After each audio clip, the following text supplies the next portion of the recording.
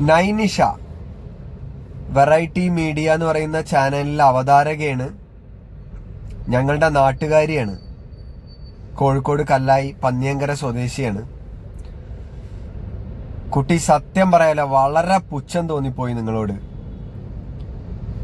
ആ തൊപ്പി എന്ന് പറയുന്ന യൂട്യൂബറെ കൂടെയുള്ള ഒരു പയ്യൻ, ആ പയ്യന്റെ ഇന്റർവ്യൂ എടുത്ത് അതിൽ അവൻ പറയുന്ന കാര്യങ്ങള് കുളിസീൻ കാണലൊക്കെയാണ് അവരെ പരിപാടി എന്ന് പറയുന്നത്.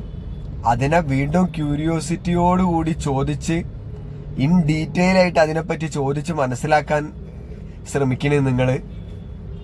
ഒരാളെ ഇന്റർവ്യൂ ചെയ്യുമ്പോൾ അയാൾക്കുള്ള ആ ഒരു യോഗ്യത എന്താണ് നിങ്ങൾ ഉദ്ദേശിക്കുന്നത്? ഇങ്ങനെയുള്ള കാര്യങ്ങളാണോ യോഗ്യത? നമ്മളെ നാടിനെ പറയിപ്പിക്കരുത് കേട്ടോ.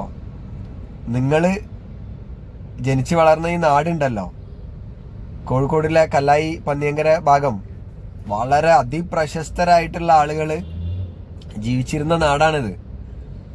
VK കൃഷ്ണമേനോൻ നിങ്ങൾ കേട്ടിട്ടുണ്ടോ? സാധ്യത കുറവായിരിക്കും. സ്വതന്ത്ര ഇന്ത്യയിലെ ആദ്യത്തെ പ്രതിരോധ മന്ത്രിയായിരുന്നു അദ്ദേഹം, VK കൃഷ്ണമേനോൻ. ഇതാ വീട് ഇപ്പൊ ഞാൻ സംസാരിക്കുന്നതിന്റെ തൊട്ട് ബാക്കിലാ കല്ലായില്.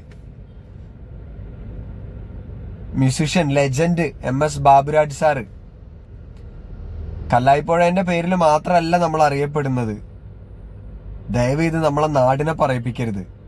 ഒന്നാമത് നിങ്ങളുടെ ഇന്റർവ്യൂ അങ്ങനെ കാണാറില്ല, കാരണം ഇതുപോലുള്ള ചവർ ഇന്റർവ്യൂസ് ആണ് നിങ്ങൾ ചെയ്യാറ്.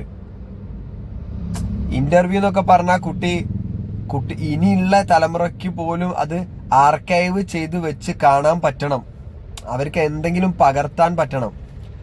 ഇത് എന്തെങ്കിലും ചില്ലറ കിട്ടുന്നതിന് വേണ്ടി റീച്ച് കൂട്ടാൻ എന്ത് ആഭാസത്തരും ചെയ്യരുത് പ്ലീസ്. നമ്മളെ നാടിനെ പറയിപ്പിക്കരുത്.